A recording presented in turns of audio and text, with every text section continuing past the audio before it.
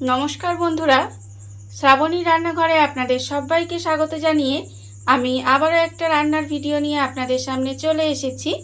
আজকের আমি আপনাদের ঢ্যাঁড়স দিয়ে একটা অসাধারণ রেসিপি বানিয়ে দেখাবো। আশা করি আপনাদের ভালো লাগবে। তার জন্য কিন্তু আমার পুরো ভিডিওটা আপনাদের দেখতে হবে। আর দেখা শুরু করার আগে একটা লাইক দেবেন, সুন্দর একটা কমেন্ট করবেন আর শেয়ার করতে ভুলবেন না। তাহলে চলুন আজকের আমি এই ঢ্যাঁড়স দিয়ে কী বানাই সেটা আপনারা একবার দেখে নিন। রান্নাটা করার জন্য প্রথমে আমি এখানে দেখুন গ্যাসটা অন করে একটা কড়া বসিয়ে দিয়েছি। এইবারে আমি কড়ার মধ্যে দিয়ে দেব মুগের ডাল। এখানে আমি দেখুন এক মুঠো মতো মুগের ডাল রেখেছি।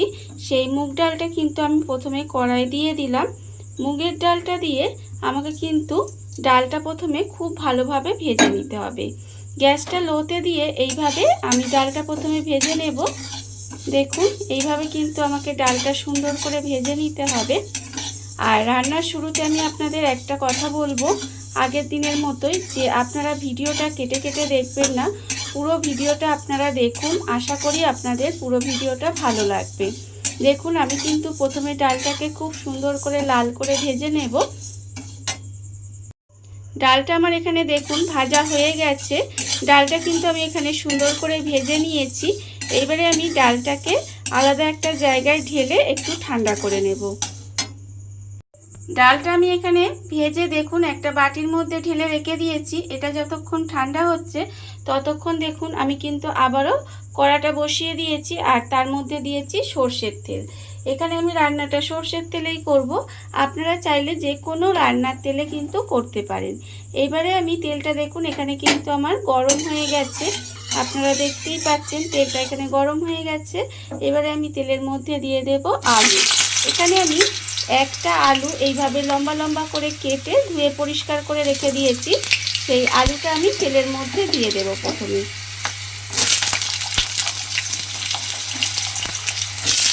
আলুটা আমি এখানে তেলের মধ্যে দিয়ে দিলাম। এবারে আমি এর মধ্যে দিয়ে দেব দেখুন অল্প সামান্য একটু নুন, আর দেব আমি এখানে অল্প একটু হলুদের গুঁড়ো। এই নুন আর হলুদের গুঁড়োটা দিয়ে প্রথমে আলুটাকে খুব ভালোভাবে ভেজে নিতে হবে। একদম লাল লাল করে কিন্তু আলুটা প্রথমে আমি ভেজে নেব। আলুটা আমার এখানে দেখুন লাল লাল করে ভাজা হয়ে গেছে। আলুটা কিন্তু আমি এখানে লাল করে ভেজে নিয়েছি। এইবারে আমি আলুটাকে আলাদা করে তুলে রেখে দেব। দেখুন আলুটা কিন্তু আমি এখানে আলাদা করে তুলে রেখে দেব। আলুটা আমি আলাদা করে তুলে রেখে দিয়েছি। এবারে আমি ওই তেলের মধ্যে দিয়ে দেব ঢ্যাঁড়স। এখানে আমি ঢ্যাঁড়সগুলো এইভাবে লম্বা লম্বা করে কেটে রেখেছি, কেটে ধুয়ে পরিষ্কার করে রেখেছি। সেই ঢ্যাঁড়সগুলো কিন্তু আমি তেলের মধ্যে দিয়ে দেব। ঢ্যাঁড়সগুলো তেলের মধ্যে দিয়ে আবারও কিন্তু আমি এর মধ্যে দিয়ে দেব খুব অল্প সামান্য একটু নুন, আর দেবো আমি এখানে একদম অল্প সামান্য একটু হলুদের গুঁড়ো। এই নুন আর হলুদের গুঁড়োটা দিয়ে আমাকে কিন্তু ঢ্যাঁড়সটাও খুব ভালোভাবে ভেজে নিতে হবে। ঢ্যাঁড়সটাও কিন্তু আমি এখানে একেবারে লাল লাল করে ভেজে নেব। ঢ্যাঁড়সটা আমার এখানে দেখুন লাল লাল করে ভাজা হয়ে গেছে। ঢ্যাঁড়সটা কিন্তু আমি এখানে ভালো করে লাল লাল করে ভেজে নিয়েছি। এবারে আমি ঢ্যাঁড়সটাকে আলাদা করে তুলে রেখে দেব।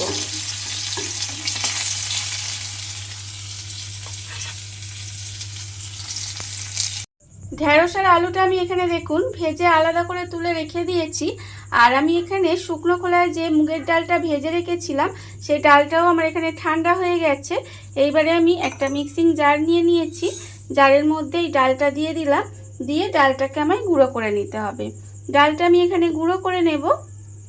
মিক্সির মধ্যে দেখুন মুগ ডালটা দিয়ে আমি এখানে গুঁড়ো করে নিয়েছি। আর আপনারা দেখে বুঝতেই পাচ্ছেন এটা কিন্তু একদম মিহি গুঁড়ো করিনি, একটু দানা দানা আছে। এইভাবেই কিন্তু গুঁড়োটা করে নিতে হবে। আর অন্যদিকে দেখুন আমি কিন্তু গ্যাসটা অন করে আবারও কড়া বসিয়ে দিয়েছি। আর ওই ঢ্যাঁড়স ভাজার তেলের মধ্যে আমি কিন্তু আরও 1 চামচ তেল দিয়েছি। তেলটা আমার এখানে দেখুন গরম হয়ে গেছে। এইবারে আমি তেলের মধ্যে দিয়ে দেব প্রথমে শুকনো লঙ্কা। এখানে আমি একটা শুকনো লঙ্কা রেখেছি, সেই শুকনো লঙ্কাটা আমি তেলের মধ্যে দিয়ে দিলাম। তেলের মধ্যে দিয়ে একটু নাড়াচাড়া করে শুকনো লঙ্কাটা ভেজে নিতে হবে। এইবারে আমি এর মধ্যে দিয়ে দেব অল্প সামান্য একটু কালো জিরে ফোড়ন দিলাম, দিয়ে আবারও কিন্তু খুব ভালোভাবে নেড়েচেড়ে একটু ভেজে নেব। এবারে আমি এর মধ্যে দিয়ে দেব অল্প সামান্য একটু হিং দিয়ে দিলাম, দিয়ে খুব সামান্য একটু হিংটা দিয়ে ভেজে নিতে হবে। হিংটা দিয়ে কিন্তু বেশি ভাজা যাবে না, তাহলে হিংটা পুড়ে গেলে খেতে ভালো লাগবে না। দেখুন হিংটা দিয়ে কিন্তু আমি একটু সময় নেড়ে নিয়েছি। এইবারে আমি এর মধ্যে দিয়ে দিলাম পেঁয়াজ কুচি। এখানে আমি একটা বড় সাইজের পেঁয়াজ এইভাবে সরু সরু করে কুচি করে রেখেছি, সেই পেঁয়াজটা আমি এখানে দিয়ে দিলাম। দিয়ে পেঁয়াজটা প্রথমে খুব ভালোভাবে একটু ভেজে নেব। পেঁয়াজটা দিয়ে কিন্তু প্রথমে খুব ভালোভাবে একটু ভেজে নিতে হবে। পেঁয়াজটা দিয়ে আমি দেখুন এখানে কিন্তু খুব ভালোভাবে ভেজে নিয়েছি। পেঁয়াজটা আমার এখানে ভাজা হয়ে গেছে। এবারে আমি এর মধ্যে দিয়ে দেব টমেটো। এখানে আমি একটা মাঝারি সাইজের টমেটো এইভাবে কুচি করে রেখেছি, সেই টমেটোটাও আমি এর মধ্যে দিয়ে দিলাম।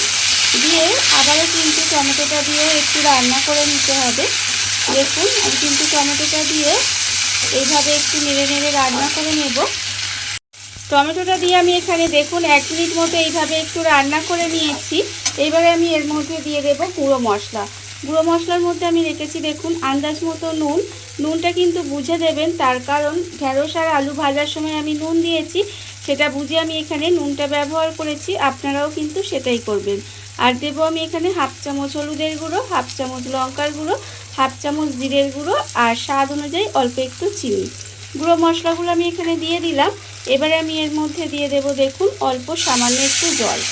যেহেতু আমি এখানে গুঁড়ো মশলা দিয়েছি, সেই জন্য আমি এখানে একটু জল দিলাম, না হলে মশলাটা পুড়ে যেতে পারে। এবারে সমস্ত কিছু কিন্তু খুব ভালোভাবে কষিয়ে নিতে হবে। আমি সব কিছু এখানে খুব ভালোভাবে কষিয়ে নেব। আর এই রান্নাটা কিন্তু আপনারা সব কিছুর সাথেই খেতে পারেন। গরম ভাতের সাথে খেতে পারেন, রুটি লুচি পরোটার সাথেও খেতে পারেন, সব কিছুর সাথেই কিন্তু খেতে পারেন। খেতে কিন্তু অসম্ভব সুন্দর হয়। এইভাবে আপনারাও একদিন হলেও বানিয়ে দেখতে পারেন। আর দেখুন মশলাটা কিন্তু আমি এখানে খুব ভালোভাবে প্রথমে কষিয়ে নেব। মশলাটা আমি এখানে দেখুন খুব ভালোভাবে কষিয়ে নিয়েছি। মশলা থেকে কিন্তু তেলটাও ছেড়ে দিয়েছে। যখন দেখবেন মশলাটা ভালোভাবে কষানো হয়ে গেছে, তখন আমি এর মধ্যে দিয়ে দেব যে ডালটা আমি এখানে গুঁড়ো করে রেখেছিলাম, সেই গুঁড়ো করা ডালটা আমি এর মধ্যে দিয়ে দিলাম। দিয়ে আবারও কিন্তু সমস্ত কিছু খুব ভালোভাবে একটু মিশিয়ে নিতে হবে। মিশিয়ে এইভাবে একটু রান্না করে নেব।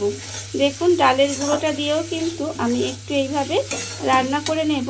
আর এই সময় কিন্তু আমি আবারও একটু জল দিয়ে দেব। আবারও একটু জল দিয়ে খুব ভালোভাবে এটাকে একটু এইভাবে কষিয়ে নিতে হবে। ডালের গুঁড়োটা দিয়ে আমি কিন্তু আবারও একটু দেখুন এইভাবে অল্প জল দিয়ে রান্না করে নিয়েছি। এবারে আমি এর মধ্যে দিয়ে দেব আলু। এখানে আমি যে আলুগুলো ভেজে রেখেছিলাম, সেই আলুগুলো আমি এখানে দিয়ে দিলাম।